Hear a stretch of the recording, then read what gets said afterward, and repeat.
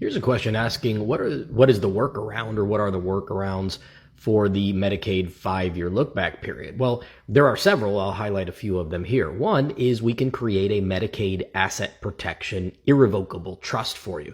We can put as many of your assets as we are comfortable, or that you're comfortable putting in there.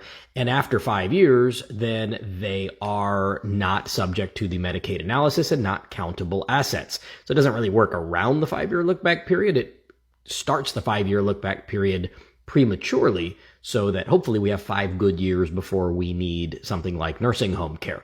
But most people don't plan ahead, and that's just human nature. So the crisis strategies, or the strategies within 5 years of needing care, usually at the time of needing care, are several, and they vary from state to state. Here in Florida, we can purchase income-producing properties. We could purchase Medicaid-compliant annuities, although I'm not a fan of those.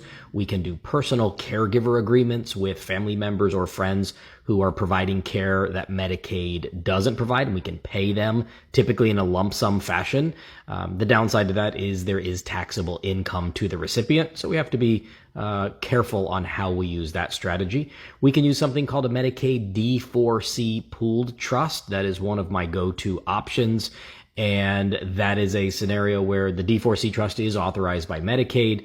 We can put an unlimited amount of assets into that trust, use that money for anything that the Medicaid recipient needs for the rest of their life. And then we have legal yet creative ways to avoid paying that Medicaid lien at the time of the death of the Medicaid recipient. So those are just a few things. I forgot to mention one. If you have a spouse in Florida, we have an unlimited intra-spousal transfer up to about $140,000 in assets.